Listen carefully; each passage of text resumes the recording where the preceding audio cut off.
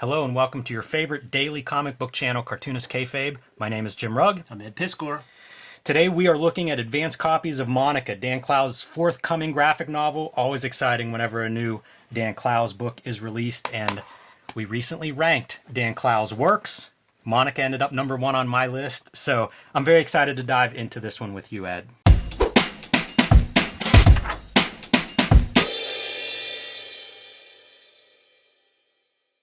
Cartoonist Kayfabe is a daily YouTube channel about comics. If you're new to Cartoonist Kayfabe, first of all, welcome. And I want to tell everybody, we have over 1,000 comics-related videos in our archive. You can go to the Cartoonist Kayfabe YouTube channel and hit the little magnifying glass icon to search those archives. Put in your favorite comics or your favorite cartoonist and see if we've done a video on them. And if we haven't, go down in the comments section and let us know the books and the creators that you would like to see us cover on Cartoonist Kayfabe. Cartoonist Kayfabe is also brought to you by our Patreon. There are 3 levels there that'll get you access to our videos early. At the King Kayfaber level, you'll get access to all of our videos first. You'll also sit in on the recording session. This will offset the Kayfabe effect. If we're covering a book that you want to add to your collection, you'll be the first one out there looking for it. You'll get it before it sells out or before those prices skyrocket. And finally, you can see us in person at Baltimore Comic Con, September 8th, 9th, and 10th this year. It's a great comic book show for comic book fans. So come on out, say hi, introduce yourself. You can tell us in person the comics and creators that you want to see us cover on the channel. So Ed, we got advanced copies of Dan Clowes' new graphic novel, Monica. It's a beautiful book, as I would expect from Dan Clowes. And show even that spine. Yeah, very thoughtful. You know, I think of him as one of the most thoughtful comic makers out there. And it's awesome and exciting to me whenever a new Dan Clowes book comes out, not just for the event of the book, but in this case, that it continues to deliver, that he continues to kind of grow as a cartoonist gives me a lot of hope as a cartoonist that this is an art form that rewards that longevity and that kind of eager exploration that the best cartoonists engage in. Yeah, like if there's some precursor stuff, we should say it before even opening the book. I do have a little bit to do that won't get into spoilers, but we will announce in a couple of minutes. Spoiler alert. Yeah, like I would say that just visually to open it would be a spoiler. So let's get all that stuff out of the way beforehand. We'll announce spoilers and then we'll jump right into things. All right. So just looking at the packaging, and I remember reading a review of Chris Ware's Building Stories that was like, day 2, I opened the plastic that it's sealed in. So we're going to do a moment of that as we look at this cover. And you know what's missing from this? Most books have some kind of information on the back. Yeah. A little summary, maybe some quotes, something like that to give you an idea of like, hey, why you should buy this book and what you can expect inside of it. You don't get anything but images on this book. So whatever you may think about getting into, it's all based on the visuals. I have a theory that like he would have liked the UPC to not even be there because rarely do you see him letter the price on the thing.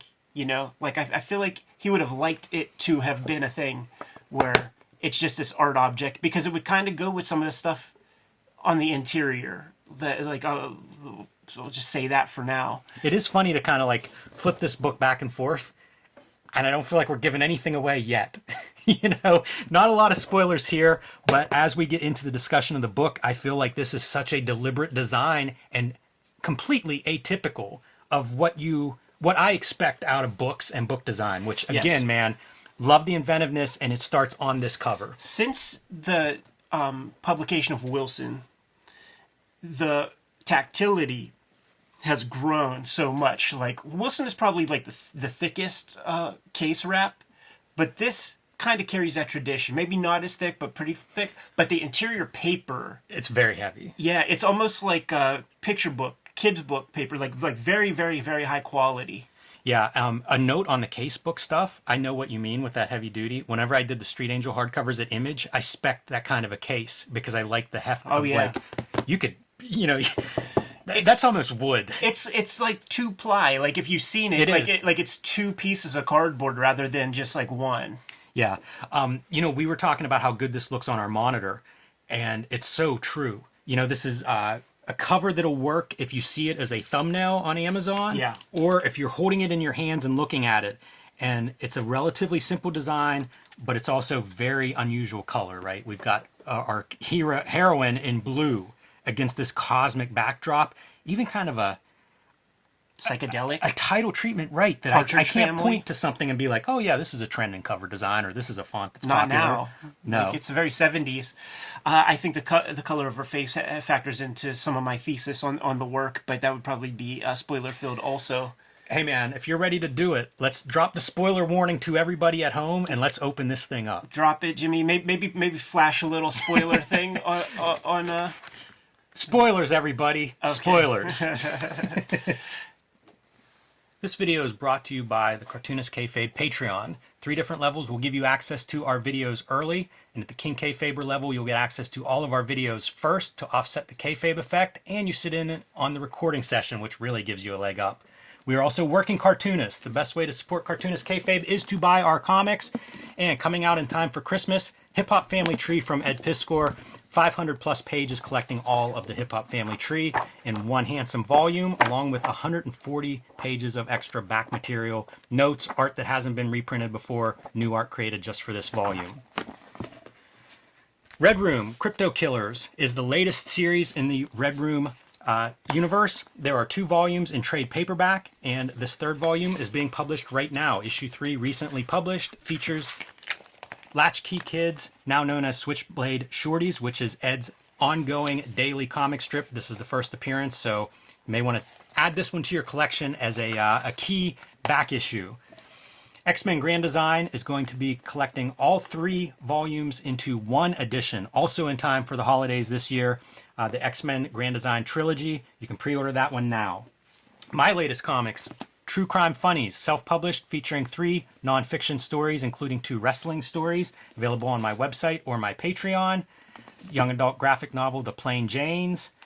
Street Angel, Deadliest Girl Alive, featuring the homeless ninja on a skateboard, collecting 8 complete stories. This is my action superhero series, and a new volume of Street Angel will be due out later this year in November, also from Image Comics. Get Princess of Poverty and Deadliest Girl Alive to have all of the Street Angel comics, and Hulk Grand Design, my contribution to the Grand Design mythos, celebrating 60 years of the Incredible Hulk. And now back to the video. off the bat, like with the blue color. I'm whispering, giving them a chance not to, to turn the volume down. But I think mortality is a big part of this comic in terms of where Clowes' thinking is. Mm-hmm. And this is the ultimate Dan Clowes greatest hits type comic. So that would include all of his previous works, and he's exploring a little bit of his previous works throughout this whole book. So that's like your Ghost World piece, and there's many a Ghost World piece in here. Yes, but also, as we go through this, identify each of the genres of EC Comics, because from page 1 of the comic, you're in Kurtzman war territory, and I swear to God, he touches every genre of EC. So it's like the ultimate EC comic and the ultimate Dan Clowes comic. This is our reference sheet, right? This is your PR cheat sheet that comes with your early issue from Fantagraphics. They describe it as interconnected narratives that tell the life story of Monica, our title character here. Clowes calls upon a lifetime of inspiration to create the most complex and personal graphic novel of his distinguished career. I agree with that. You mentioned it, there's a lot of reference to previous work and previous themes that appear in his work, and this kind of solidifies some of those ideas in a way. Sometimes you see an idea in one book, okay, when you start to see it 2-3 times, it becomes a real theme that this author has wrestled with for decades in some cases. And he's achieved mastery, way far more than 10,000 hours, maybe 30, 50,000 hours beyond where he was with A Velvet Glove. Oh my goodness. So let's see the surreal stuff in here where he takes so that true. And talks about mashing up these genres, right? War, romance, horror, crime, supernatural, etc. Mysterious, uncategorizable, and quintessentially Clowesian way that rewards multiple readings. So I have read this twice. Yes. 5 years in the making is on that handout as well. And I was shocked at the second reading. My reaction to this book, almost completely different than the first time through. And let's dive in, man. Right away, his end pages, which are always good looking, we're getting into narrative stuff right off the bat. Yes. I mentioned there's no text as a summary in the back. There's no biography of the creator in it. If you just pick this up without any context, you'd have no idea who Dan Clowes is, what his catalog of work is, his history as a graphic novelist, his background just as a human being in terms of what is on these pages, because this is the kind of thing that can be interpreted many, many different ways. And he talked to us on the shoot interview that we did. And we do have a Dan Clowes playlist, by the way, where he fantasizes about this idea of somebody in a distant future picking up his book, like off of a used bookstore, and just being baffled by it. This is the one. There are no real clues. You see for Erica and Charles, his family. I believe there is one other dedication. Next page. But let's linger on this page for a moment. But there is no real context. Like if you just pick this up, you don't know who Eric and Charles are. You don't need to for any reason. But there's no context. Like what you're getting here is really hard to understand. Like, who knows? Totally. Like on the end papers, we start with the primordial ooze, the kind of big bang. Yes. And then look, like meteorites falling to the earth. Yeah. Lightning storms. No real terrestrial land. Get noxious, like I was going to say unbreathable. An atmosphere that produces a red sun.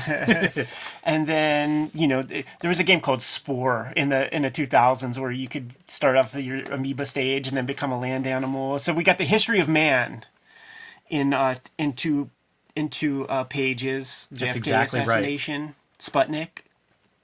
By the way, this JFK assassination drawing style, we'll see a couple more examples in this book. That's a new Clowes drawing style to me. And the Beverly Hillbillies. That's amazing that's like somehow part of the where we're at. He never loses the cheekiness, man. No, not at all. All right, so there's your table of contents in the shape of a television monitor. Mm-hmm. Not an accident. Dan Clowes, if you read his work, very astute observer of pop culture and fringe culture, cult culture, things of that nature. And I feel like the television shape, of course, not an accident. If you're going to tell somebody's life story that lived mostly in the 20th century, television, you're probably your big media piece. I love the lettering. We often talk about how great he is as a craftsman, and the lettering really shines. It's very strange as we unfold these chapters how they relate to each other, which was something in the second reading where I'm like, I don't understand how this piece fits in the overall idea of this is Monica's life story. But we start with Foxhole, and this is your nod to the EC War comics, and it's fantastic, dude. The dialogue, Clowes a great writer, but these two going back and forth, two very different guys. Johnny, who we'll see again a couple of times throughout the book. His character arc is one of my favorites because every time you see him, it's like he's adopted a different persona. Right, but this very first time we see him, it's the all-American boy. Yes. Blonde hair, blue eyes, fighting for his country, God-fearing Christian, has his girlfriend at home. This is your quarterback, your homecoming king kind of guy in the beginning on page 1, panel 1. Totally, wants the simple life. And this guy, he's a darker character. So they're sitting in their foxhole and they're kind of talking about various things, and this guy's kind of poking and prodding Johnny a little bit and talking about, his daddy's Buick, and he's like, my old man buys Chevys. It's just perfect back and forth. I actually thought these two might end up teaming up later in life, but it turns out we don't see him again. Right. His partner in crime here. Yeah, it's just a setup to show basically the delusion that Johnny's living under, and it might be a self-delusion, or maybe he really does believe that, I could have read 200 pages of the activities of these two guys, at war. Yeah, it's because it's one of those things where you don't get to choose your foxhole buddy and stuff like this, man. So they are from two completely different stratum of society, and they got to coexist and they got to get together. Do you think it's worth talking a little bit about what this book is overall at this stage? Kind of the plot, if there is one? Yeah, go ahead. To me, this is a conspiracy theory kind of fun with conspiracy theories. How about put it that way, maybe? Okay. Because we have cults that'll come into this. It's sort of written like a mystery. What happens is Johnny's girlfriend, Pretty Penny, is the mother of Monica. Yes. And she's going to disappear at some point in the story early in Monica's life, and I feel like that propels the narrative, is like, what happened to Penny? Let's go find Penny. It's almost a mystery that we're going through this book, except that's not at all what this story is. No. slight MacGuffin. We see this in memoriam with these several names. Richard, I believe, would probably be Richard Sala. That was my guess. I don't recognize the others. Might be personal. I thought that too, because it's definitely a sense of like mortality. This is a COVID era project. You know, if it's 5 years in the making, he started it, 2017 or something like. 2018. Yeah. It might have taken a life of its own a little bit as pandemic, lockdowns, all that sort of stuff. As conspiracy culture became somewhat mainstream. Right. And the thing with conspiracy stuff, because I've mentioned on here, I listen to these shows, I find them entertaining as stories. I'm not sitting here saying this or that is true when it comes to any conspiracy. Sure. But there is definitely a culture around that, and I think he captures that. There's a sense of paranoia. You mentioned a MacGuffin. There's red herrings everywhere. In a way, this entire story is that. It's chasing one red herring after another. Which, if we're going to keep up with the Clowesian tropes or like the EC tropes, Velvet Glove. Absolutely. Like the snippet of the porno film, the little tattoo, like that's one of those elements. Completely. And you see from this lettering, this is set in, I believe, the late 60s this is the Vietnam era. Yeah. So we're looking at the 60s and it's flower power kind of stuff. We have hippies and ideas of that new age kind of ideas will float throughout these pages in multiple chapters. And what killed the 60s, man? Cults, Charles Manson. He was the end of it. This part right here, it's so close to home. When I was working on these the movie sets, here in Pittsburgh, we're a purple state, which is like you have Pittsburgh, you have Philadelphia, everywhere in between, Alabama. And those people would come into town to like participate as movie extras too, And there was this girl, 18, 19, 20 years old, who had a husband, lost her virginity to this husband, and he was off to war. Well, this girl came to the city and was with a bunch of Pittsburgh scoundrels and stuff and was really appreciating all their time. And there's a part where he's laughing at the husband who's over at the war, like dodging bullets. Literally, I heard that being said and this chick laughing about it. Yeah, like this shit, like I've seen that exact thing happening. Very dark. Super dark. It was the most disgusting thing I might have ever seen. So these bits. There's at least one more of these. Yeah. I'm not sure how many others there are, but there are two that stand out to me. I don't know what this is. Okay. Any idea? No. It's very strange. And there's a thing that happens also here because you're watching this and it's all dialogue driven, right? For the most part. This is not dialogue driven. My interpretation is this is Monica's narration. Yeah. Which is really a great piece of Clowes because he's a great writer, whether it's dialogue or narration. And Ghost World, one of the awesome things is he had done a lot of work. Velvet Glove, Cast in Iron, for example, that had this narration as part of the storytelling. He gets to Ghost World and he sheds that. It's all dialogue driven, which is amazing to be able to work in both modalities. Yes. Here we're going to get a combo of that, like really showcasing those skill sets. Very few writers have one of them in comics, and he's got both. Yes, and then another piece of that writing, especially when you have your ethereal god narrator, in this case Monica, is super sharp observational skills. Mm-hmm. And we'll see examples the entire way. I mean, there's examples on every page. Yeah, and they show up in dialogue, in captions, in art, visuals, yeah. Even in the cutting between two panels. But this is great where it's like they're going to an art gallery. This lover character is an artist at this time. But such a pretentious, like the classic kind of douchebag that exists that like talks the talk but does not have the chops to back it up. He is kind of a beatnik in this hippie era, but almost like you could imagine him being some kind of part of a conspiracy theory, like a undercover government guy that's there to disrupt some kind things. of mole. Yeah, exactly. He's a very dark presence. His right. energy is communicated darkly. Right as he kisses the chick, man, there's Johnny's parents showing up. And it gets contentious quick. Right, but it's also just like, come on, he's over there, he's counting on you. So it's like they understand the impulse. She's a young girl, whatever, but get your shit together. But it proves that this girl sucks. She's an awful person, man. Yes. Yeah, I can see here's that. Another one of those, man. And this is very, very much like Yellow Submarine-ish. That's what I saw in that one. Compared to this, doesn't have that Yellow Submarine characteristic, but it does have that weird, like, psychedelic kids. There's that era. HR Puffin stuff type shit. Yeah, very peculiar. So again, we're going back and we're kind of trying to figure out where these people are. Google useless for normal people. So you see all the Leonard Kruggs that come up in the Google search. I know. I just like to think that that's like, the Facebook profile and stuff. And that guy looks too right. That looks like maybe Larry Zonka or somebody. Yeah, I would follow. If we just took a 90-degree turn and start following this character, I'd be on board for that. Give him a chapter. The presentation of Penny's really interesting too, because presumably this is from Monica's point of view. At this point, not even born. Right. So now she's kind of like rear projecting, and whenever we say Penny's terrible, what she does is abandons a kid that she can't really take care of. And that's about as much fact as we know about her, I think. Yeah. The rest of this is sort of in a strange place, but here's Penny screaming at her parents whenever she gets the phone call from them, and you see the same friends are hanging out from that art gallery show. That is a Ghost World move right there. Yeah. To hold the middle finger up to the phone. That's a Mr. Wonderful mood of having obscured text, but you can see what's saying. There's some expletives that got cut off, I think, in that panel. And here we go, 20 months later, and Monica's born, and Penny is pushing her down the street in the baby carriage. Makes me think of underground comics, and specifically of Crumb selling Zap out of a baby carriage. Sure.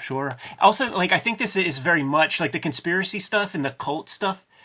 I think is very much a consequence of California exposure to Clowes, because there is so much of that stuff out there. I know people that were very close to these cults that kind of still exist to this day. Certainly, the Oakland area. That's the Republican hippie area. We have some good foreshadowing stuff. That's Johnny that we will discover much later. Yeah, and it's not very clear that it's Johnny at this point. No. Interesting On your first read, you don't. This is just whatever. But on that first read, I also did remember reading that piece. Clowes is so good at creating images. So at one point they're living in this house with, Penny's basically a homeless, single mother. They're living in this house with these other people, and this is one of the kids, and they're terrifying. Yeah, dude. That's a great image of a terrifying kid. I was going to say, he innovated a new wrinkle in Clowes' artwork, which is the feral child. And when that kid grows up, he still has that gum to tooth ratio. We'll see him later. That's funny. It says one of them actually wrote me an apology letter a few years ago as part of some 12-step rehab thing. See, that's one of those observational things. And I hung out with Clowes and his wife one or two times, like in France. And Erica is funny as fuck. That's his wife. Funny as fuck, and she has so much observation, like the stories that she tells. So there are bits here that I think her influence might have rubbed up on him a bit. This is a really good sequence of our young Monica wanders away from this park, gets lost, and I thought this is such a great panel of her alone on the corner. A square comes to the rescue, brings her back to the park, and pretty soon that square and her mom are screaming at each other.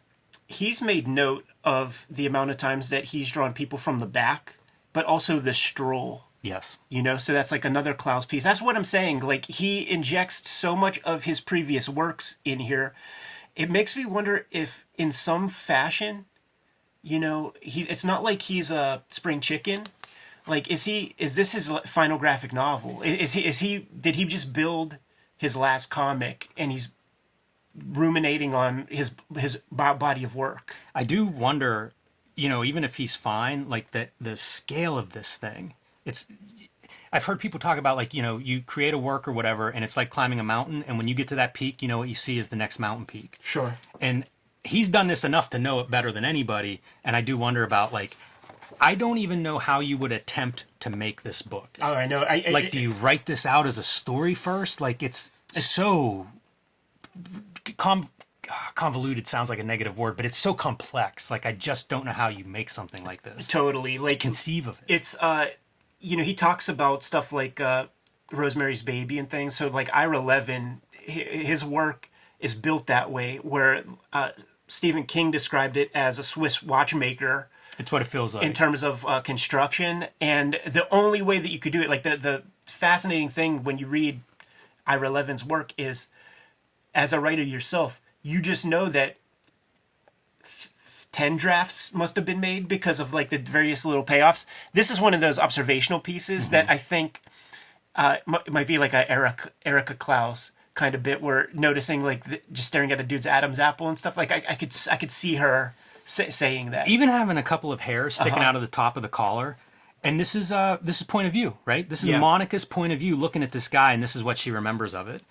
There's a lot of that too, where like we're kind of in this character's head as we're like searching for meaning and trying to make this make sense. Some of my very favorite kind of color palettes is that analogous color method where it's like you got 100% yellow and then you have the cool blues.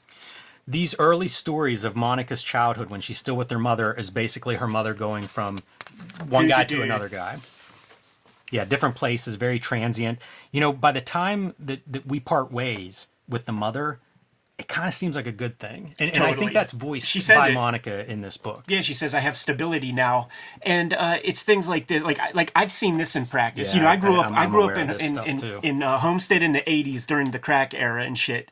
And like my parents are kind of this way. Like where if they see like a little crackhead kid or something, like they'll hook them up with stuff and leave it to some dirtbag hippie chick to put her baggage onto it and just cause her own child so much distress. So they basically buy the kid a coat. Yeah, in the winter. Yeah, and you know the hippie mom is talking her spiel about capitalism, yada yada. I think one important thing to make note of as we continue is Clowes has several yellows, but the 100% yellow is often it's the focal point of these panels. So you know like. You notice that yellow is not this yellow. And then Monica's the most important part in this panel amongst this image. But keep your eyes on that 100% yellow because he uses it specifically. How great is this shadowing on a face? Totally. I was so impressed by that. There's a lot of back three-quarter view, too, that's not a common piece that people draw. Yeah. He does it a lot. Totally. And what we're illustrating, and we'll see it 3-4 times, is that Penny, she'll get guys who are actually extremely reasonable. She will find a way to torpedo that. This is a self-destructive person that cannot allow herself to have any nice things. So she was dancing with some schmuck to try to get this dude fucked up. And then finally she's just like, you're such a cuck. I'm done with you. And then she's now living with the guy that she danced with to make that dude jealous. Yeah, until this hippie couple comes over, and now this hippie dude moves in. Yeah. Yeah, she got a body count. And then that's such a Clowesian moment. Even with her wearing a mask, like Totally. It's all just all over the place. Totally. Like that's when you're watching that Art School Confidential movie and then there's just some guy like getting his balls shocked for an art project or something. Penny did have a successful well, I don't know how successful, but did have a candle business. It burns down. This is kind of this, leftist newspaper office. Yeah. They blame a hippie for leaving a joint burn or whatever, but bottom line is Penny's business has just gone up in flames. And I've seen this in life where a child feels the responsibility of making the parent feel better as opposed to the opposite. Heartbreaking. But I know these people, man. This is another example of the neighbors trying to help Penny out and bringing a doll Monica for Christmas brings a doll to her. Penny goes berserk. This Christmas morning, taking the doll away from the kid. Monica has it and half peels it off. Yes. And then, why are you in your values, blah, blah, blah. And you know what, that could be a suggestion of the cult stuff. Because, there are certain religions where you don't give Christmas presents or you don't do anything like that for the holidays. So that could be an implication of cult already. I think a lot of people, that is a trend that you go through if you're pushing back against, say, Western Christian culture. Christmas is the symbol of that. Yeah. And we're going to see Penny pushing back against all of that stuff. And so I think that's probably another example of it. But meanwhile, they're getting kicked out on New Year's, and little Monica brings out her sock of pennies and just breaks her mom's heart. Right. It's so gut-wrenching, all of this stuff. Yeah, you really feel for this girl's life. Because, once again, you just know people who were born behind the 8 ball, and everybody in their life kind of sucks. Sometimes they make it through, but when they don't, you actually can understand why. Oh, yeah. I think about that all the time whenever I hear different people's situation. Like, I don't know what I'd be if this was my upbringing, I guess is the way to say it. I don't want to hang out with you, mind you, like if that's your deal, but I get it. That said, I have people in my life who are fantastic, Exactly. who went through like awful conditions. So like it is that weird thing of nature and nurture, and who knows the answer. But Monica's life is not going well at this Boom. point. One quick one is this is a babysitter for her. Yeah. As soon as mom leaves, let's do prayers. So you do have that conflict between whatever Penny is thinking versus, you know, these Christian values that she was raised with. Get reintroduced to Johnny. Here comes Johnny. And he's got like a dashiki or something. Yeah. Which by the way, like I know these guys that came back from Nam. Like my best bud's stepdad Chuck, when he came back, he got, because you ain't allowed to wear denim in over there, he got suits made of denim, custom tailored, because he's like, fuck you guys, I'm wearing denim forever from now on. And things are good. They move in together, and it's a happy time for Monica, as she recalls in the captioning.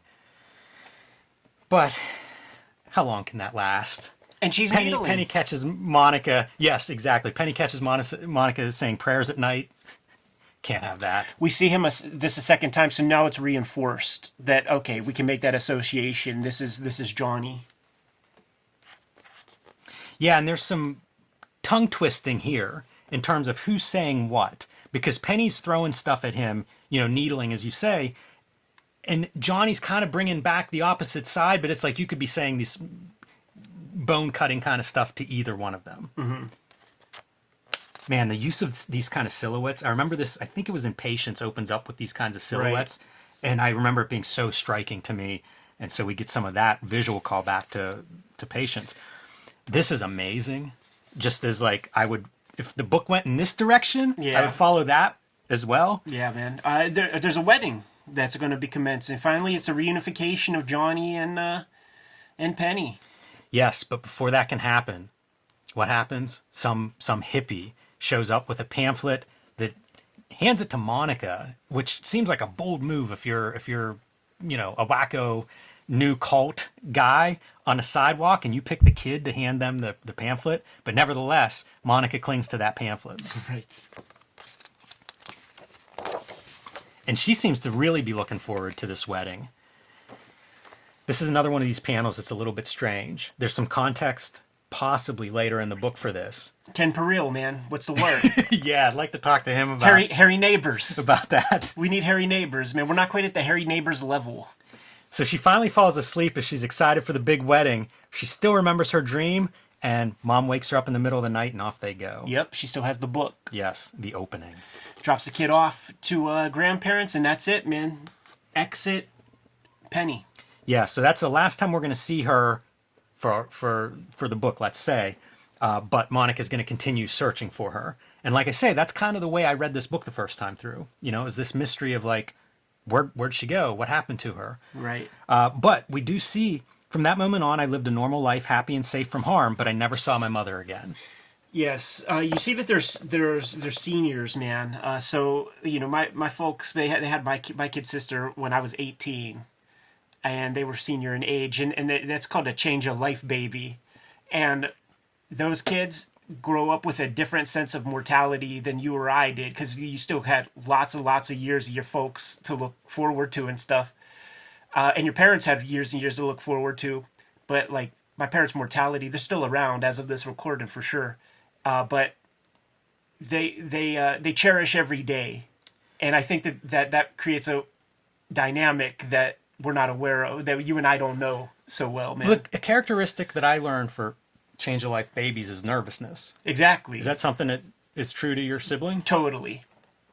And it's for those reasons, man, Yeah. because it's just a, you know, more cautious way of life. It's funny because you have several siblings. Yeah. And usually the pattern is first child, watch closely. Second child, they fall down the stairs once or twice. They get to play, you know, at a younger age outside, all these things. You know, it's a little more casual. We get to number 3 and it's just like free for all, Lord of the Flies. Yeah. But you get to those circumstances. My one of my best friends in high school, when we were seniors, his parents had a baby. Yeah. And I was a senior. Yeah, it was that kind of setup. It was very, very strange to all of us. Now, this is the piece that I'm most excited to talk to you about, probably. I have nothing to offer. I am perplexed by this. Let's run through it quickly to establish what it is. But this is a character that this is first person narration. So this is not Monica that's telling this story. This is somebody else that's telling the story. And I mean, it's him. And I think it's kayfabe. And I think, like, even with the title, I think it's important because you would see, like, process read pamphlet, like type, you know, like that modern cartoonist book, right? Maybe this is the modern cartoonist piece of this book, where this is like print pamphlet. I feel like this is like the John Smith story of, you know, the Church of Latter-day Saints or something like that. Like this is the kayfabe for this like neo-religion. Yeah, and this panel is dear old father. He's going home to see his father. Dear old father, how I'd missed him. After mother passed on, it was just the two of us. Which, you know, Penny leaves Monica, so in a way, her mother passes on there. She doesn't know her father, right? So maybe that's part of the allegory. But this is strange, and there'll be another strange chapter or two down the road. You know, he's going through a cemetery where tombstones have been desecrated. The family home is still standing while a lot of the town has been, you know, kind of rebuilt as a more modern town. And the people are strange, right? The faces are all going home after work. None of them have time to even say hi to him. And he recognizes his old schoolmaster is now washing the floor in this little diner in the town. It seems odd. Everybody seems odd in this story. Yeah, this is the part really where I can't wait to read, you know, more like extremely thoughtful criticism. Literally, Ken Peril, tell me the deal. Tell me what I'm reading. It's really bizarre. It's like a fable, you know. This is kind of that religious cult kind of element where it feels like this is some kind of allegorical story, almost as if this would be a guy who's starting a cult. Exactly. And this is one of the stories that informs the beliefs. Right, exactly. You know what's real fun about this is that this is like a translucent or transparent material. Mm-hmm. And you see how Clowes is tackling it here. And it's pretty good. Like, you see what he's doing, but it creates different mark making than we're used to, is by seeing all that black and stuff. And you kind of like can figure out, okay, it's like see-through. But you do the cover after usually, and the way he handles it later, you almost get the sense of like while he's doing it, maybe he's not hitting it exactly what he hoped for, because like that. Now, obviously, granted, the characters are pushed back way further, but like that's a real sharp approach compared to that. Yeah, a lot of rule of threes too run through this book. It's a Bushmiller comic. Every comic should be. Look, this dude's head gets chopped off. Right, it's a funny panel for a chopped off head. Even the sound effect is cropped. Yeah, when you do that, it turns into a piece of pop art. So it sends him flying back into the city. The blue skin stuff is a mystery. One of his classmates sees him, and whenever he gets back to that little diner, his dad's there. Although his dad is kind of off as well. Everybody's just off, right? Very, very peculiar, this story. And as he's running from it, and I love this running pose. There's something about that that's so cartoony. Like there was an earlier picture of Johnny that reminded me of Fred from Scooby-Doo. Sure. And now I feel like this running is the same kind of deal. Like some Archie breaking the panels. Yeah, Harry Lucy or something. But he runs into his old classmate in the middle of the bushes, which, you know, super creepy. And now she kind of runs away with him and explains this whole story about these people, right? This mysterious group of people who are manipulating the town. Yeah, probably no mistake to have a kind of Christian symbol there.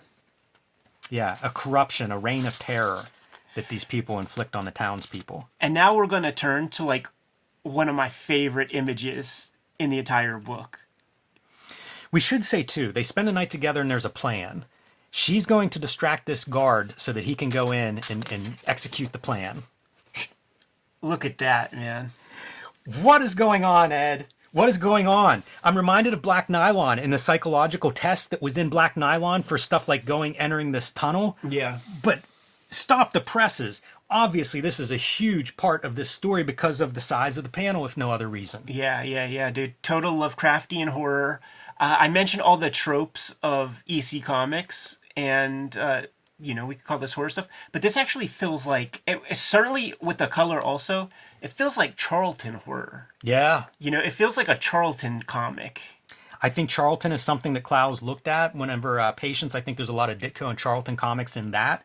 And this feels very similar to, it would make sense in a Charlton Dr. Coffin or something. Right. I don't even know what. Dr. Graves. Yeah, something strange. Because it's not like this is a great design, even though it kind of is. It's certainly compelling. But look at, like, I think this is the guy whose head was recently chopped off. Right. So it's like these heads are being chopped off and just added to this mass and still alive somehow. Right. So he does what he was supposed to, which is burn this thing. And then he essentially passes out. And whenever he wakes up, the townspeople are grateful because he has freed them. And this is his fate. Yeah. Tell me this ain't like Velvet Glove type surrealism. And I'm sure it's not part of his thing, but like that Midsummer flick, like, some of the kind of folk horror elements from that, like, come to mind. This is Wicker Man or something. It's really bizarre, and I think there's a little bit of hint here. I came soon to understand that I was the focal center of all human existence, the one true religion. So again, we are going to deal with a guy who starts a religion. Yeah. So it's the tract. This is some of the reference to that, I think. Yeah, it's the chick tract for this cult. And the tree, in my mind, it's not like I'm some kind of theologian or something. But in Wiccan religion, it's about the earth. So, maybe that's a bit of a suggestion of the cult, of course. So that's my thought on that segment, is that it's just a tract. It's the Bible. That's the best I can do, origin too. story for this cult that we'll be dealing with. And honestly, I look forward to reading this a third time with with a real focus on the cult storyline. Yeah. Because it does trace the history of this cult over many decades.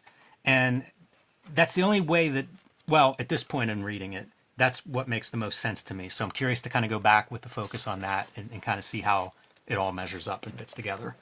But we are cutting back now. I do love these chapters. They're almost like short stories, but obviously interconnected.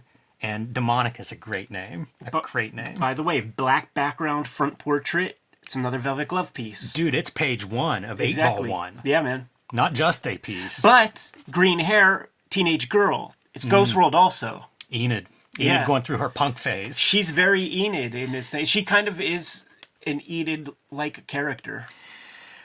This stuff breaks my heart. Like, the first time I read through this, so her grandmother dies. Her grandfather had died before that. She's a junior in college, and this happens just a week into her junior year, which means she's not going back to school, at least not that year. This has wrecked her. Yeah. And what happens? Her uncle shows up almost instantly to start tearing down the house, going through stuff, getting rid of it. She never bumped into that uncle 1-2 times prior to that, but he's there to pick the bones. Yeah, and his whore wife, which makes it very clear Monica is now alone in the world. So here we go. I want to talk about Clowes' background. I believe he was raised by his grandparents. I believe that's true. I don't think his parents were completely out of the picture, but I think primarily a big part of his childhood was spent with his grandparents. Yeah, mom got to work and stuff. That's also Rebecca's story in Ghost World, and I always identified with it because if you're raised by your... we know whenever you go to school, some of the kids, it's like their grandparents raised them. Yeah. Those kids are tremendously disadvantaged. Yeah. They just are. Yeah, and they're being raised for a world that ain't what it is. And I feel so bad. I remember identifying with Rebecca in that way, and now I feel it with Monica. And I do wonder about Clowes. That feels like something personal in here. Totally. This middle line, like it. I think it speaks to that personal nature because it feels so deep, man. Yes. But I just couldn't handle it. Nobody really gives a shit when your grandmother dies, Like that seems like it comes from experience. But then you think about it, your own life. My grandma's not here, and the friends that you tell, like, they're like, oh, that sucks. Yeah. Because it's inevitable. It's not a shock, really. And her boyfriend, kind of the only person she count on, and he says, "I can't do this anymore." Yeah, which is like 20-year-old, like you could get that, man. Like that's some baggage. It is for sure. So Monica heads up to their summer home on the lake to ostensibly to pack it up. Yeah. For her uncle, but really it's to get alone and kind of sort this out. And I mean, these panels are right out of Velvet Glove, Cast in Iron. What I was thinking of with the shore house and stuff, I was thinking of David Boring. Yeah, that's true too. A lake, a very important part of that story. Totally. I love all of this stuff, like All of it. The little town, the convenience store, the neighbors. There's our gum to tooth ratio neighbor that we saw in his feral stage early on. That's amazing. But it's such a piece of the world. And, the color palette completely gives us a new setting. It does. Yeah, it's more pastel-y, more airy. And she's going through stuff. She finds things like a Walkman that they had gotten her grandfather. She's lousy at taking care of herself. Cooking dinner is a hot dog over the open flame. She sleeps in front of the fireplace because it's cold. No other way to get the heat on in the place. It's a super Enid thing to say, I'm a vegetarian, except for hot dogs. It is so Enid. And in the middle of the night, the radio starts talking to her. What is going on here? Like the lettering, though. Monica. Dude, it's almost like Lawrence Hubbard lettering. Yeah, it is. Great face, too. The response to that's so good. It's that uplighting stuff, that universal horror kind of lighting. And she kind of is freaking out, right? Because pretty soon, this radio is talking to her, even calling her by name. It's a meltdown. What else can it be? Totally. And then here's a very cool storytelling piece. Because she has the green hair here. Up until the moment that Grandpop he's calling her Buttercup. Like, only Grandpap calls me that. Like, so she knows exactly who that is. And imagine that, right? Like, imagine that happens. Like, we're not there. Next spread. Yeah, we're going to have these 2 pages of her trying to figure out what is going on and having this communication with her dead grandfather through the radio. This is the time travel in Patience, and it's the death ray also, where it's the thing of like trying to figure out how to make it work, or like what are the rules and parameters. What Clowes calls the difference between like sci-fi and science fiction, is like the sort of rule set and figuring out the parameters. Like so this is the Patience, like death ray kind of MacGuffin. And speaking of mortality, as we hear the words from her deceased grandfather, if there is a God, I sure as hell haven't seen him. Right, and it's, once again, it's Lovecraftian, because he'll say stuff, there are no words to describe it, which is a total Lovecraft trope, and that's all I'm going to say about the subject. So, like, we're not even going to discuss it. Like, Lovecraft, that's something I never thought of with Clowes, and maybe it's just so tangential, but I feel like it's there. But what is Lovecraft but pulp? And Charlton is pulp, and the lettering from those paperbacks is pulp. So it is kind of an exploration of some of those bits. You know what? You just mentioned lettering. This lettering is very strange to me. Yes. I wonder if it's digital. There's a lettering software now where like you could put in 50 letter E's and it'll randomly generate those E's. And the reason I say it is there's a weird thick thin in this lettering that reminds me of vector art. If you convert like a raster image into vector, it's very different for Clowes lettering is one thing I'll say for sure. And I'm not going to say it's digital because that would surprise me. I'm glad you brought it up, and it's crazy that it took us 43 pages to start talking about it. Take a look at any issue of Nom. Those are the ones that are definitely lettered, of Michael Golden Nom, like the first 12 for sure. My lettering teacher, Phil Felix, letters those. He used Hunt 102. And the 102 nib has the thick and thin like that. If you look at that lettering, it has that italic quality and then the little sharpness at the tip. And I think that might be it, man. Like, I would be surprised if he uses That's amazing digital. If he went to a crow quill to letter this stuff at this stage in his career. It's baffling because it's really shocking. Because before that, it would probably be like rapidographs, right? It's that's very what dead I line. think. Right. Very even weight. And you'll still see the strokes. Like the O is the stroke. But man, I just don't know how you get the thick thin on that kind of a round stroke. Maybe it's microns or something. But I you really can don't see know. There's 2 strokes to it. There's the this and then there's the that. So there's 2 strokes. Like, it's almost the same as a D, except it's like that. So it's not one movement. His lettering is so distinct that to have something really different at this stage is, like I say, I'm just curious. Me too. It's a question to ask and get an answer to. I would be super shocked if it's digital, because he's just such a letterer and that's such a part of his composing and all of that. But my thinking is crow quill. Yeah, the argument that I would put forth on the digital stuff is look at the amount of lettering that's on here. And again, I go back to, is he writing a script? Like how would you have the confidence to letter in ink that volume? Like these words are razor sharp. Yeah, he's done that. stuff like black nylon, caricature. There's mountains of text, and also it speaks to the EC thing in a way, like with the Feldstein captioning and shit. The difference is that this is integrated into the story in a holistic fashion rather than telling you what you're seeing. Yeah. This is that page turn, Ed, Yes. that you're talking about. The green is now out of her hair. Time has passed. Lots of time. She's been at this cabin for a while. Like, you don't even see green roots at the edge, man. So, like, you could imagine that if you come up with such a fucking absolute miracle, but it's finicky, you know, like, Clowes remembers those old TVs with the rabbit ear antennas, and the ones were like, if you even, like, maybe put your hand kind of close to the TV, reception will get better, and then you just have to hold your hand in front of the TV to finish watching, 700 Club or whatever you're watching. Yeah, it used to be the thing is like the low man on the totem pole's back there playing with the antenna. When it gets in the right position, you're stuck there. Yeah, but there would be times like there's magnetism in your own body because like you get close to the TV and then you just hold position and then the shit is clear. So the boyfriend shows up, apologizing, and he's going to be there for her. This panel is strange. These marks, this is what makes me think of Charlton Comics because like you would see that kind of noodly shit in Charlton stuff. Yeah. Yeah, it's different. And it's like she's kissing a phantom. Like, she's dead. Like, this guy showing up to be helpful, he's anything but.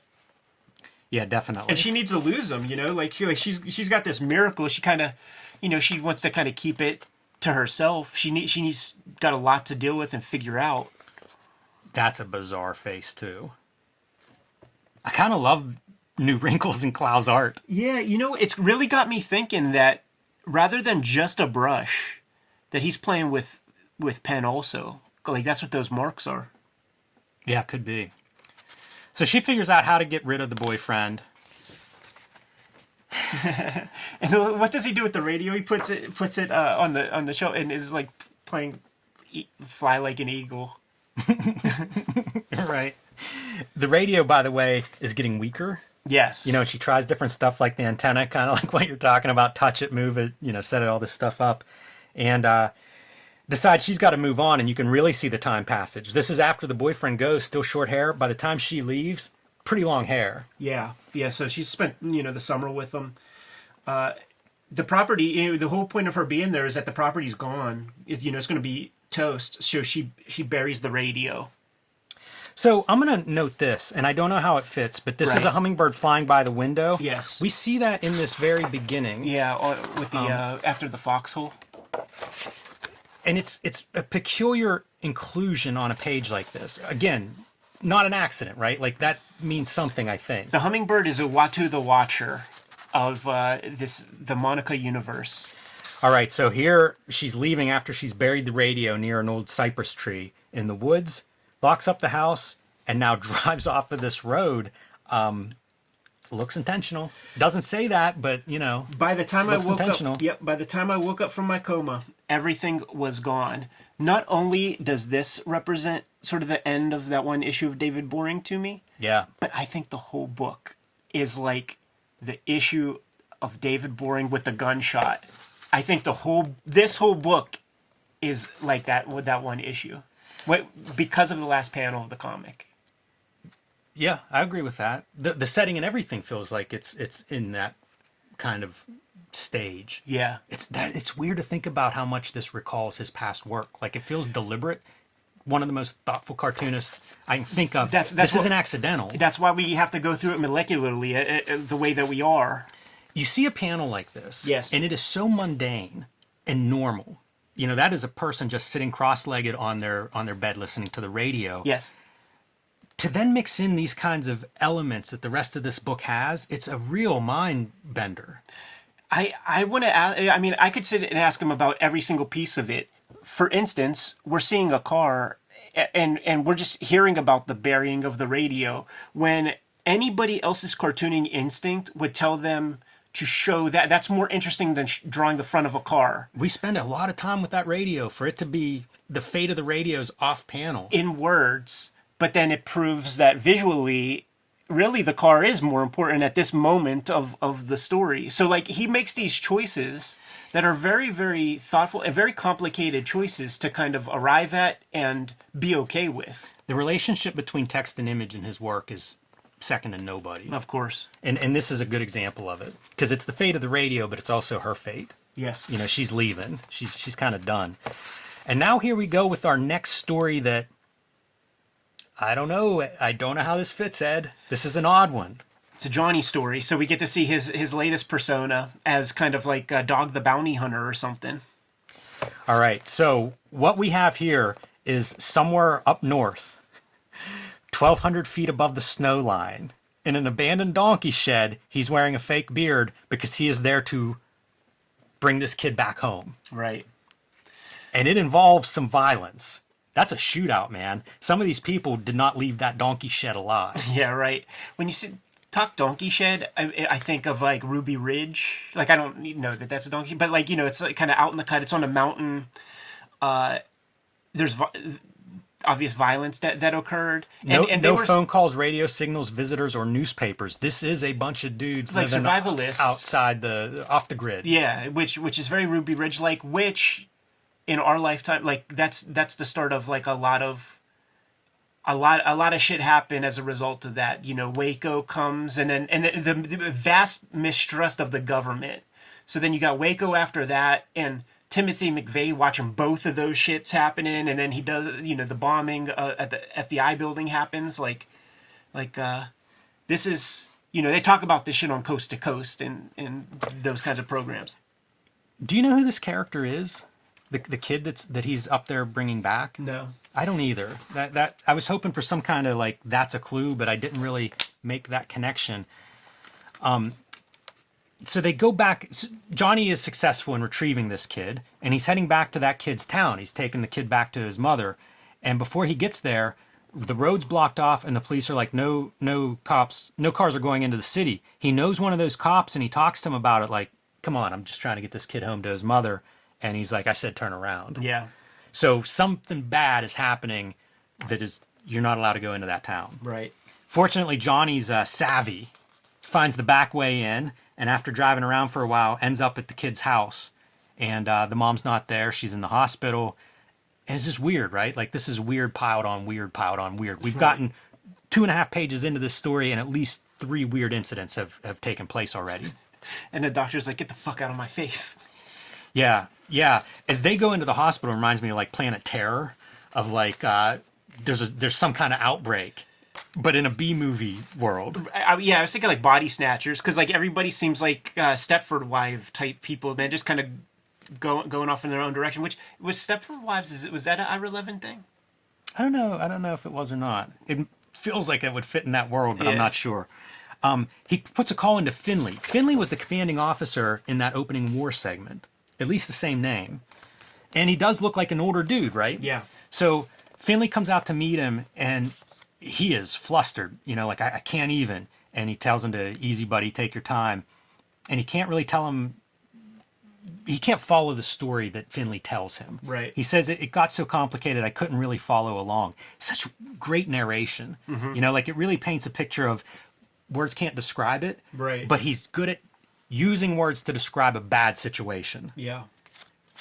And he goes to find that kid in the hospital who was visiting his mom, and the kid shows up who had been giving him the silent treatment and is like, with his eyes, lets him know, we got to get out of here. And off they go. And that's the story. Yeah. So these little bits are like the Ice Haven piece, where it might be like, you know, the Blue Bunny story or something, where it feels tangential, but it does fit in.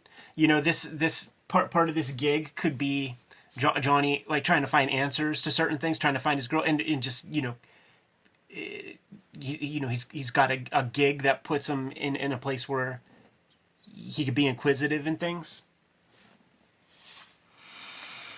All right. Back to Monica's story. All right, so success is basically now we're in a second or third act of Monica's life. And in this act, she has become a very successful businesswoman, coming basically out of this coma where we saw her in her chapter. And as she comes back from this, working her way up almost from like Penny would have been in this kind of situation with her bad roommates and things of that nature. And that's where Monica finds herself.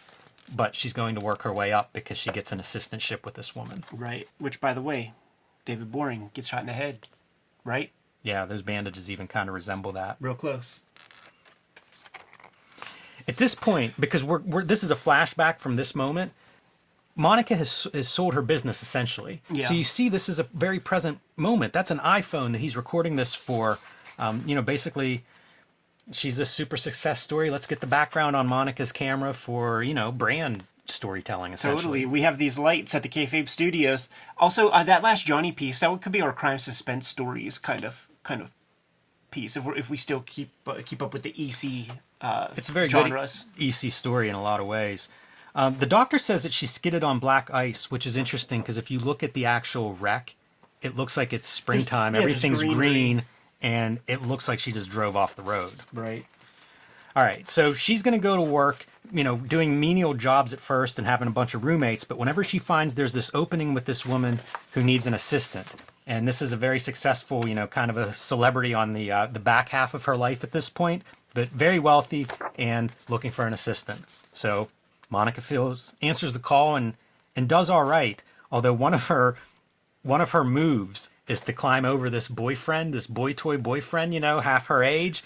Monica sees her boyfriend, her employer's boyfriend, out with another woman. Whenever she tells the employer, it kind of breaks the employer down. Yeah. Like she really felt for this guy. Kind of interesting to see that, like in your mind, you think it's just dating somebody younger, arm candy kind of thing. His name is Coyote. Like how serious can it be? And he says, "I'm just a sleazebag gold digger." Ha ha ha.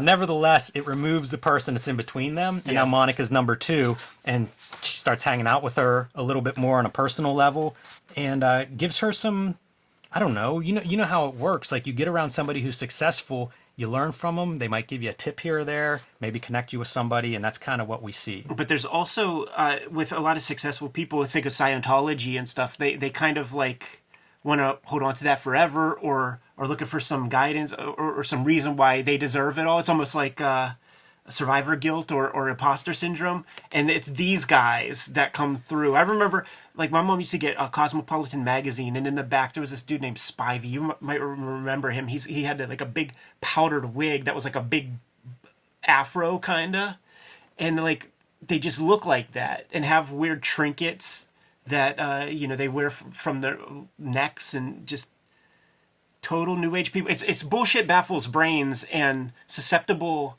rich people are easy victims of that. Yeah, as somebody that doesn't have children, I worry this is my fate, that I'll be leaning on these people whenever I'm in my senior years because I don't have anyone else. We are those guys. Welcome to the Cartoonist, the cult of Cartoonist Kayfabe. But how about this? It's her only support came from Dr. Aquarius, which I can only imagine is a reference to Frank Miller's Ronin. Yeah, right. But it's there's in history, like Dr. Landy, the Brian Wilson doctor who kept him sedated for 3 years and got writing credits on Beach Boy songs. I think this is your piece of advice too from her employer. So Monica, tell me, why do you have such awful friends? She's not wrong. Right. And this leads to her successful business. Like there's another one of those turn the page juxtapositions to 15 years in the future. At this point, she has sold the candle business for a great profit, and now she's sitting alone. What are you going to do now? Right. You got everything you think you want. Financially, you're secure. Where do you go from here? And it's shallow friends and not getting along with her old awful friends. A lot of tension there and resentment. And this is one of those things that like you can easily recall, man, of just like gaining some success in the chosen profession that you've always enjoyed and you have fun doing the work that you do. Man, maybe you don't really like want your friends to ask you, well, how you doing, after you hear about all the bad shit that went on in their life. Like, this is easily identifiable.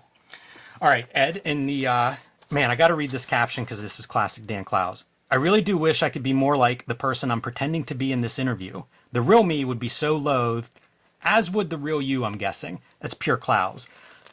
I love that stuff. It reminds me of like Piper walking around with a notebook full of like promo lines, like I get paid to chew bubble gum and kick ass, and I'm out of bubble gum. I feel like there are so many of these kind of captions that are just fantastic Clowesian moments. It's almost like he is prepping this as some sort of statement graphic novel in a way. Like, got to get those quotes I've been walking, those notes I've been walking around with. I want them in there. But I do want to kind of skim fast because there's some stuff I want to cover before we wrap this up, and we are an hour plus in.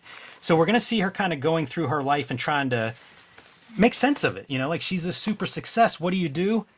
When she's lost, she goes and visits Dr. Aquarius for some insights. And he kind of, I don't know, puts her on a bit of a quest. And that quest is, what happened to Mom? Let's go track down Penny. Right. She starts with a visit to Old Man Johnny. You know what? This is very telling.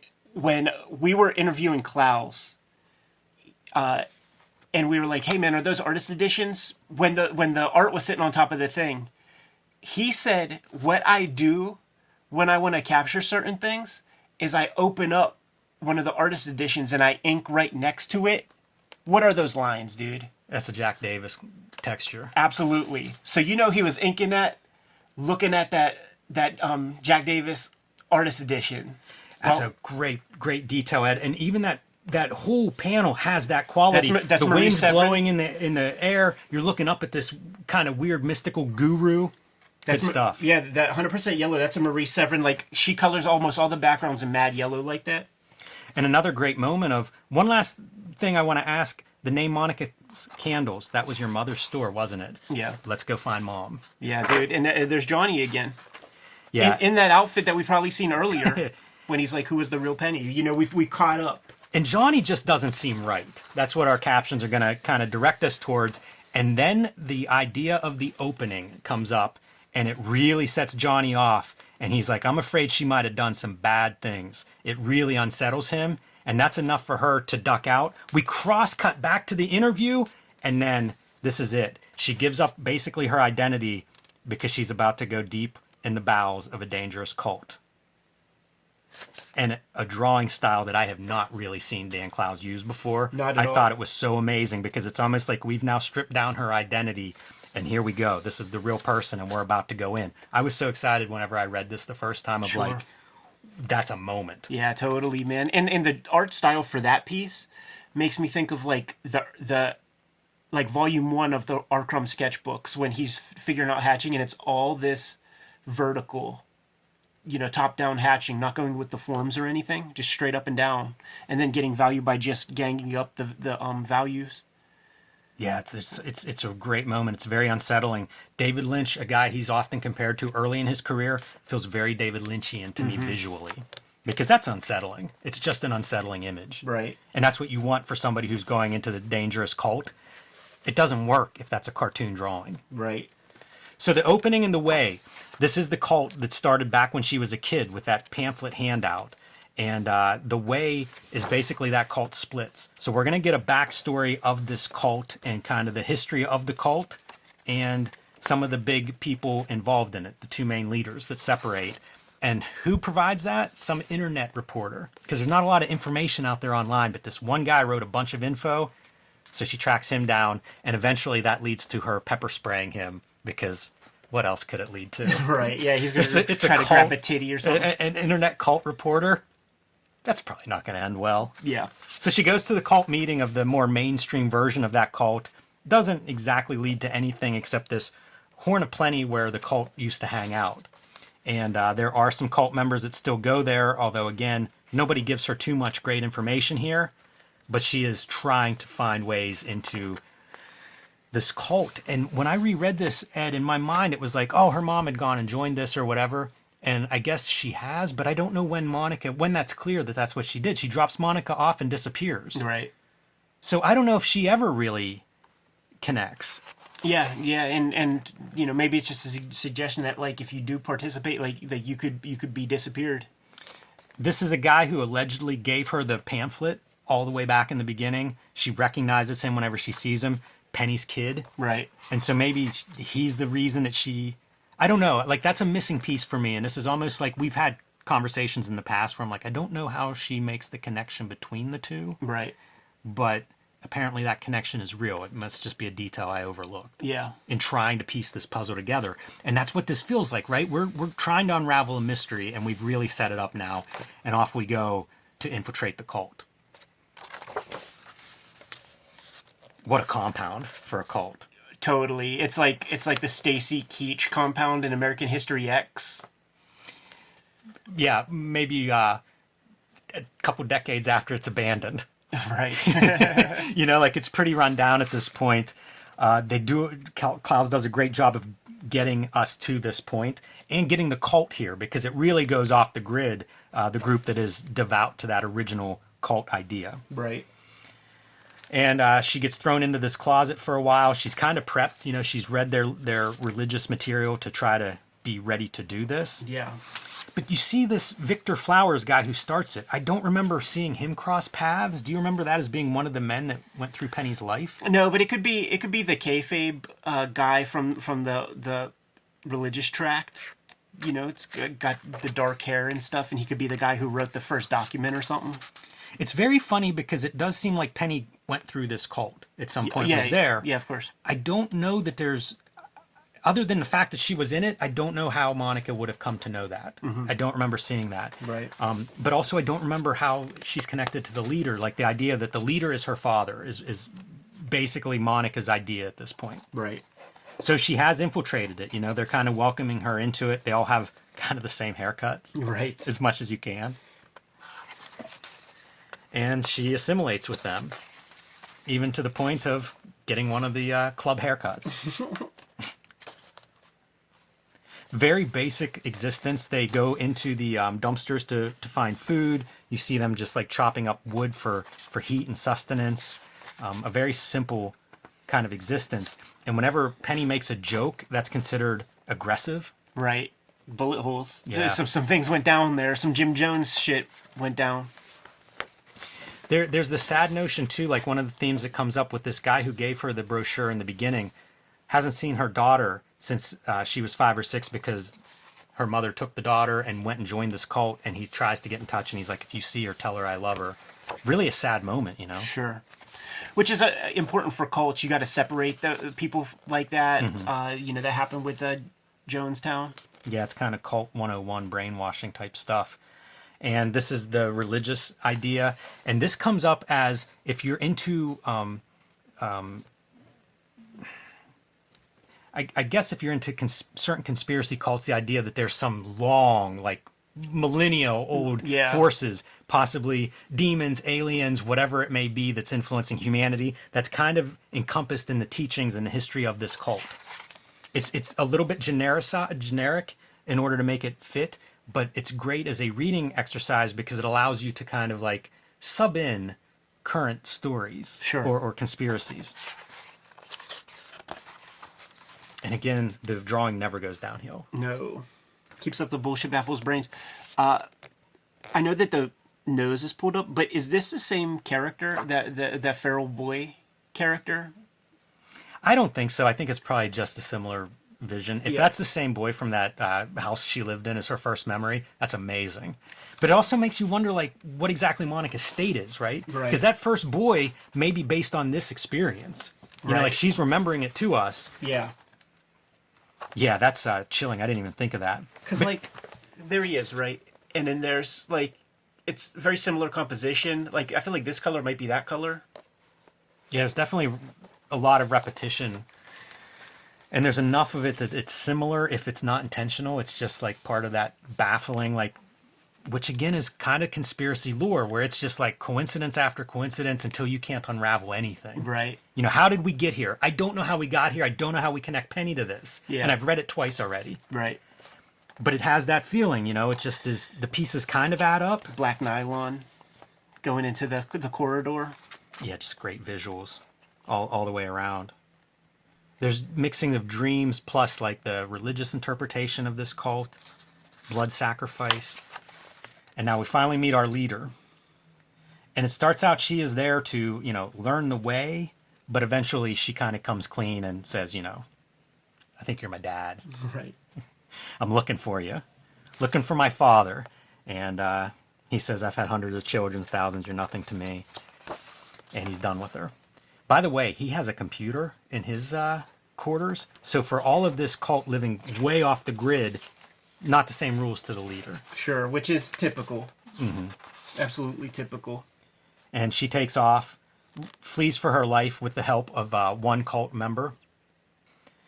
And pretty great stuff. You know, that whole scene, I think, is very exciting. And she gets to leave with a little scrap of an envelope, a fragment from her mother that, again, the cult member gave her. And this guy, she stays with this family. It's Ike, and I forget his wife's name.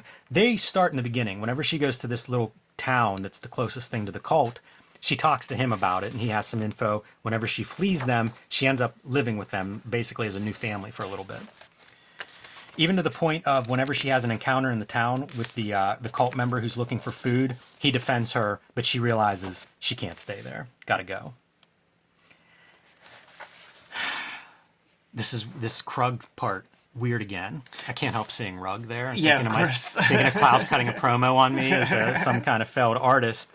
And that's what this guy is. Clowes takes a lot of shot at fine art throughout his career. A lot of different stuff, from Art School Confidential to just tons of 8-ball stuff. And it's a little bit of what we're seeing here. Yeah, so you could call it the Art School Confidential piece, man. This is what can happen, and dude, coming up, like, you meet enough of these fucking schmucks that you got promos to cut. Yeah, it's quite. That's the reason this stuff is so good, is that it does feel like it rings true in a lot of ways. Of course, yeah. So, like, I guess this is the guy from early on. He is the first guy. So, it was thought and suggested that would be the father, because, you know, he's fucking Penny when all that stuff is going on. But, and I think maybe he still may or may not be on your second reading. Like, he's not. He's definitely not? Yeah, he's definitely not. I don't know if it's super clear here that he isn't, but it will be clear by the end. But he pretends that he is because he thinks she's going to buy art. Right, yeah. Amazing. Yeah. Amazing. And that's some drawing that we haven't seen Dan Clowes do. It's true, and also makes me think of the Charlton stuff. You know, noodly Filipino era Charlton comics. It's like the sick, dark yellow. You know, you mentioned yellow in the beginning. Right. This is the sick, twisted, almost like irradiated cancer yellow. It is, and I think it has the slightest bit of blue in it. Yeah, definitely. A little, because it's moving towards green, but still in the yellow. Like 5% cyan or something. Okay, here we are at Doomsday, and this is where you're going to get whatever answers you get from this book. Right. Do you think this is the stop point? I think we should go through a little, because, like, it's really the last page is the thing, and I swear to God, Clowes draws himself. Me too. That's how I read it too, which changes my reading of this whole thing. Yeah. So we're going to cut ahead quite into the future now of Monica in old age. She's gone through therapy. She's living in this small Northern California quiet town. It's kind of like an arts touristy town. Mostly gets along with everybody. There's her therapist online. The pandemic has taken place. Right, so it's your Zoom therapy. So pretty interesting to see how she's adjusted.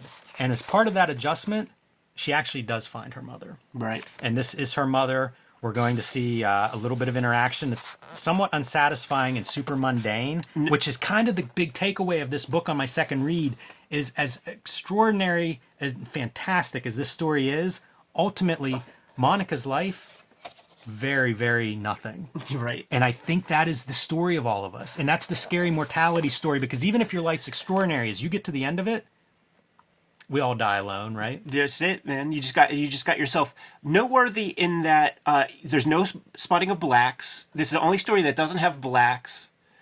These tones are achieved with just hatching and things. It's a way more pastel hue than all the other stories. So it's like we're fading into existence here.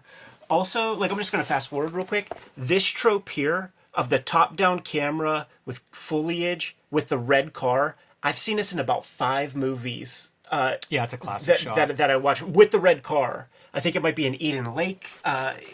It's that Vivarium movie with Jesse Eisenberg, I think. Like, I think that's in there. Like, that's a classic trope.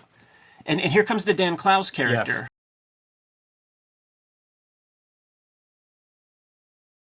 Kayfabers, like, follow, subscribe to the YouTube channel. Hit the bell so that we can notify you when new vids are available. We are a daily YouTube channel, and we've got more than 1,000 videos in our archives at this moment. So chances are we might have covered your favorite comics. Hit the little magnifying glass on the front page of the Cartoonist Kayfabe YouTube channel. Give your favorite comics a search and take a look and see if we covered, if we did episodes on that comic. If not, put something in the comments immediately so that we can bump that up to our to-read pile.